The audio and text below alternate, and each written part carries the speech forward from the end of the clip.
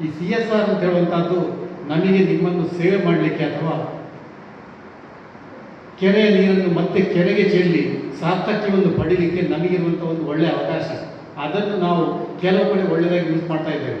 ಅದರಿಂದಾಗಿ ಇಲ್ಲಿ ಬಂದು ಈ ಅತ್ಯುತ್ತಮವಾಗಿ ನಡೆಯುತ್ತಿರುವಂಥ ಒಂದು ಶಾಲೆಗೆ CSRನ ಮೂಲಕವಾಗಿ ಒಂದು ಚಿಕ್ಕ ಸಹಾಯವನ್ನು ಮಾಡಲಿಕ್ಕೆ ನಮಗೆ ಅವಕಾಶ ಕೊಟ್ಟಿದ್ದಕ್ಕಾಗಿ ಈ ಎಲ್ಲ ಶಾಲೆಯ ಟ್ರಸ್ಟಿನ ಪದಾಧಿಕಾರಿಗಳಿಗೆ ನಾವು ಮೊದಲು ನಮಸ್ಕಾರ ಹೇಳಬೇಕಾಗುತ್ತೆ. ಯಾಕೆಂದರೆ ಶಾಲೆ ನಡೆಸುವಂಥದ್ದು ಅಂತ ಹೇಳಿದ್ರೆ ಒಂದು ಅತ್ಯಂತ ದೊಡ್ಡ ಯಜ್ಞ ಅಂತ ಹೇಳ್ಬೋದು. ಇಲ್ಲಿ ನಾನು ಬಂದಾಗಲೇ ನನಗೆ ಅತ್ಯಂತ ಖುಷಿಯಾಯಿತು. ಯಾಕೆಂದರೆ ನಾನೇ ನನ್ನ 45 ವರ್ಷ ಹಿಂದೆ ನಾನು ಹೋದೆ. ಯಾಕೆಂದರೆ ನಾನೊಬ್ಬ ಧರ್ಮಸ್ಥಳದ ವಿದ್ಯಾರ್ಥಿ. ಅಲ್ಲಿ ನನಗೆ ಯಾವ ಶಿಸ್ತುಬದ್ಧವಾದ ಕ್ರಮಗಳನ್ನು ಹೇಳಿಕೊಟ್ಟಿದ್ದಾರೆ ಅದು ಎಲ್ಲವೂ ಇಲ್ಲಿ ಕಂಡೆ ನಾನು. ರೈಟ್ ಫ್ರಮ್ ನಿಮ್ಮ ಪ್ರಾರ್ಥನೆ ಇತ್ತಲ್ಲ, ಎಲ್ಲಿ ಮನ ಕಳುಕಿರೋದು ಎಲ್ಲಿ ತಲೆ ಬಾಗಿರೋದು, ಅದು ಕೂಡ ಅದ್ಭುತವಾದ ಒಂದು ಪ್ರಾರ್ಥನಾ ಗೀತೆ. ನನಗೆ ಧರ್ಮಸ್ಥಳದಲ್ಲಿ 45 ವರ್ಷ ಹಿಂದೆ ನಾವು ಅದನ್ನೇ ಹಾಡಿದ್ವಿ. ಈಗ 45 ವರ್ಷ ನಂತರ ನಾನು ಅದನ್ನು ಇವತ್ತು ಕೇಳಿದೆ. ಮೈ ನವಿರೇಳುವಂತಹ ಒಂದು ಅದ್ಭುತವಾದ ಗೀತೆ ಇದೆ. ಅದನ್ನು ಸೆಲೆಕ್ಟ್ ಮಾಡಿದ್ದೀವಿ. ಮತ್ತು ಕಾರಂತ ಫ್ಯಾಮಿಲಿ, ಲಕ್ಷ್ಮೀನಾರಾಯಣ ಕಾರಂತವರ ನೆಟ್ಟ ಒಂದು ಚಿಕ್ಕ ಗಿಡ ಇವತ್ತು 75 ವರ್ಷದಿಂದ ಬೆಳೆದು ನಿಂತಿದೆ. ಕರ್ನಾಟಕ ಬ್ಯಾಂಕಿಗೆ ಮತ್ತು ಕಾರಂತ ಫ್ಯಾಮಿಲಿಗೆ ಇರುವಂಥ ಸಂಬಂಧ ಅದ್ಭುತ. ಇನ್ಫ್ಯಾಕ್ಟ್ ನಮ್ಮ ಕರ್ನಾಟಕ ಬ್ಯಾಂಕ್ನ ಸಿಂಬಲನ್ನು ಸಜೆಷನ್ ಕೊಟ್ಟವರೇ, ಇಂಥ ಒಂದು ಸಿಂಬಲನ್ನು ನೀವು ನಿಮ್ಮ ಬ್ಯಾಂಕಿನ ಒಂದು ಚಿಹ್ನೆಯಾಗಿ ರೂಪಿಸಿಕೊಳ್ಳಿ ಅಂತೇಳಿ ಶೃಂಗೇರಿ ಸ್ವಾಮೀಜಿಯವರ ಮೂಲಕ ಕೊಡಿಸಿದವರು ಮತ್ತು ನಮ್ಮ ಇದನ್ನು ಸೂಚನೆ ಕೊಟ್ಟವರು ಡಾಕ್ಟರ್ ಶಿವರಾಮ ಕಾರಂತವರು. ಹಾಗಾಗಿ ನಾವು ಎಲ್ಲಿ ಹೋದರೂ ಕೂಡ ಕೆಲವನ್ನು ಮರೆಯಲಿಕ್ಕೆ ಸಾಧ್ಯ ಇಲ್ಲ. ಅಂಥ ಮರೆಯಲಾರದ ನಮ್ಮ ಕರ್ನಾಟಕ ಬ್ಯಾಂಕಿನ ಬಾಂಧವ್ಯ ಕೆಲವು ಕಡೆ ಇದೆ. ಅದರಲ್ಲಿ ಒಂದು ಶಿವರಾಮ ಕಾರಂತ ಮತ್ತು ಅವರು ದಯಪಾಲಿಸಿದಂತಹ ಒಂದು ಚಿಹ್ನೆ, ಮತ್ತು ಶೃಂಗೇರಿ ಮತ್ತು ಹಲವು ಮಠಾಧೀಶರ ಆಶೀರ್ವಾದ ಮತ್ತು ಸಹಕಾರ, ಮತ್ತು ನಾನೀ ಪರಿಸರದ ಒಂದು ಜಗತ್ತು ಅಥವಾ ಕೂಟ ಮಹಾಜಗತ್ತು ಅಂತ ಹೇಳಿದ್ರು ತಪ್ಪಾಗಲಾರದು. ನಿಮ್ಮೆಲ್ಲರ ಸಹಕಾರ ಮತ್ತು ಆಶೀರ್ವಾದ ನಮ್ಮ ಮೇಲೆ ತುಂಬ ಇದೆ. ಅದು ಇನ್ನು ಮುಂದೆ ಇರಲಿ.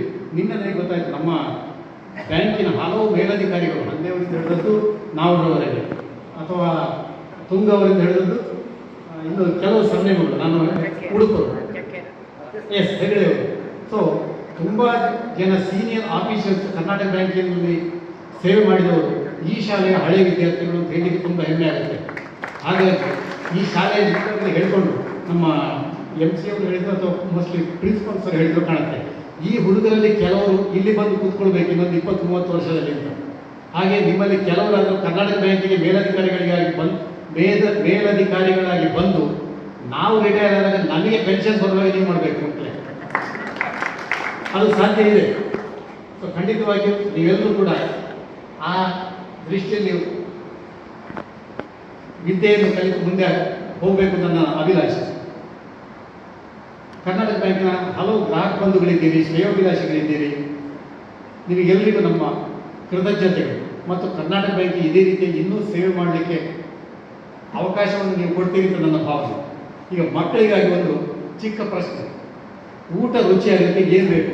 ಊಟ ರುಚಿಯಾಗಲಿಕ್ಕೆ ಉಪ್ಪು ಬೇಕು ಅಂತ ಹೇಳಿದ್ರೆ ಸಹಜವಾದ ಉತ್ತರ, ತಪ್ಪಲ್ಲ. ಆದರೆ ನಿಜವಾದ ಉತ್ತರ ಏನು ಹೇಳುತ್ತೆ ಗೊತ್ತಾ? ಊಟ ರುಚಿಯಾಗಲಿಕ್ಕೆ ಹಸಿವೆ ಬೇಕಂತೆ. ಊಟ ರುಚಿಯಾಗಲಿಕ್ಕೆ ಹಸಿವೆ ಬೇಕು. ಇವತ್ತು ಮಧ್ಯಾಹ್ನ ಅತ್ಯುತ್ತಮವಾದ ಮೃಷ್ಟಾನ್ನ ಭೋಜನವನ್ನು ಬಡಿಸಿ ನಮ್ಮನ್ನು ಊಟ ಮಾಡಿಸಿ ನೀವು ಕರ್ಕೊಂಡು ಬಂದಿದ್ದೀರಿ ಸರ್. ನಮಗೂ ಹಸಿವೆ ಇತ್ತು. ಈ ಮಕ್ಕಳು ಕೂಡ ಜ್ಞಾನದ ಹಸಿವೆಯಲ್ಲಿ ಕೂತಿದ್ದಾರೆ. ಅವರಿಗೆ ಈ ಜ್ಞಾನದ ಹಸಿವೆಯನ್ನು ನೀವು ನೀಗಿಸ್ತಾ ಇದ್ದೀರಿ ಟೀಚರ್ಸ್. ಸೊ ಊಟ ರುಚಿಯಾಗಲಿಕ್ಕೆ ಒಂದು ಹಸಿವೆ ಬೇಕು ಉಣ್ಣುವವನಿಗೆ, ಇನ್ನೊಂದು ಆ ಊಟ ಕೊಡುವವನಿಗೆ ಊಟ ಕೊಡುವಂತಹ ಭಾಗ್ಯ ಬಂದಿರಬೇಕು. ಸಾಮಾನ್ಯವಾಗಿ ಊಟ ಕೊಡಲಿಕ್ಕೆ ಬರಲ್ಲ, ಇನ್ನೊಬ್ಬರಿಗೆ ಅನ್ನ ಕೊಡುವಂಥದ್ದು ಒಂದು ಭಾಗ್ಯ. ಆ ಭಾಗ್ಯ ಈ ಊಟ ಕೊಡುವವನಿಗೆ ಬರೆದಿರಬೇಕು. ಅದೇ ರೀತಿಯಲ್ಲಿ ಆ ಅಡಿಗೆ ಮಾಡಿದವನಿಗೆ ಬಯಸಿಕೊಳ್ಳದೆ ಇರುವಂತಹ ಅದೃಷ್ಟ ಬರೆದಿರಬೇಕು. ಈ 3 ಬೇಕಂತೆ ಊಟ ರುಚಿಯಾಗಲಿಕ್ಕೆ. ಒಂದು ಹಸಿವು, ಉಣ್ಣುವವನಿಗೆ ಹಸಿವು, ಊಟ ಕೊಡುವವನಿಗೆ ಊಟ ಕೊಡುವಂತಹ ಭಾಗ್ಯ, ಮತ್ತು ಆ ಅಡಿಗೆ ಮಾಡಿದವನಿಗೆ ಬಯಸಿಕೊಳ್ಳದೆ ಇರುವಂತಹ ಒಂದು ಅದೃಷ್ಟ ಇರಬೇಕು.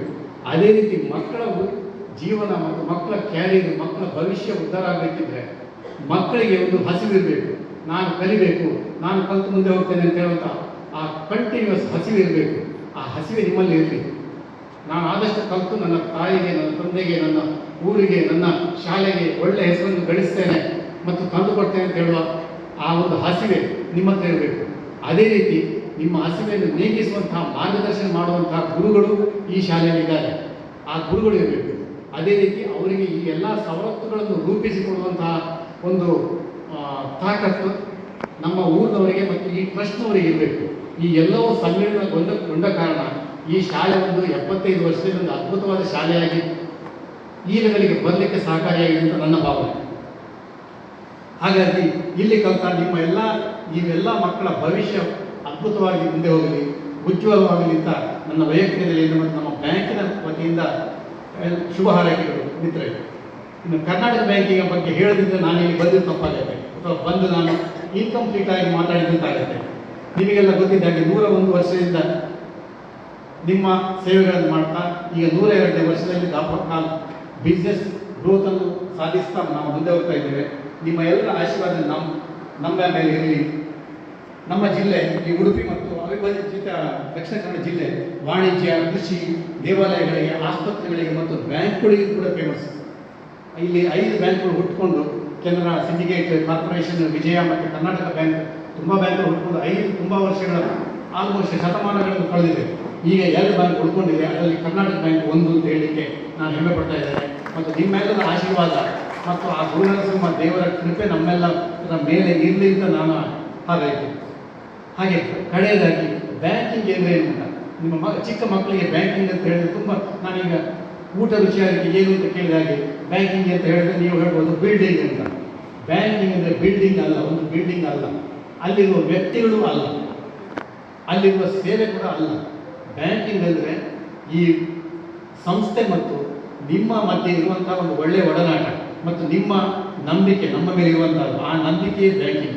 ಇಂತಹ ಬ್ಯಾಂಕಿಂಗ್ ಸೇವೆಯಲ್ಲಿ ನಾವು ಆದಷ್ಟು ಶ್ರಮಪಟ್ಟು ಎಲ್ಲ ಸಹಕಾರಗಳನ್ನು ಕೊಡ್ತೇವೆ. ಮತ್ತು ನಿಮ್ಮೆಲ್ಲರ ಆಶೀರ್ವಾದ, ಈ ಗುರುನರಸಿಂಹ ದೇವರ ಕೃಪೆ ಮತ್ತು ಸ್ಪೆಸಿಫಿಕಲಿ ಈ ಟ್ರಸ್ಟೀಸ್ ಮತ್ತು ಎಲ್ಲರ ಸಹಕಾರ ನಮಗೆ ಇರಲಿ ಅಂತ ಕೇಳ್ಕೊಳ್ತೇನೆ. ಹಾಗೆ ನಮ್ಮ ಕೆಲವು ಮಿತ್ರರು ಬಂದಿದ್ದಾರೆ ಇಲ್ಲಿಗೆ, ನಮ್ಮ AGM ಇರ್ಬೋದು, ನಮ್ಮ ಮ್ಯಾನೇಜರ್ಸ್ ಇದ್ದಾರೆ.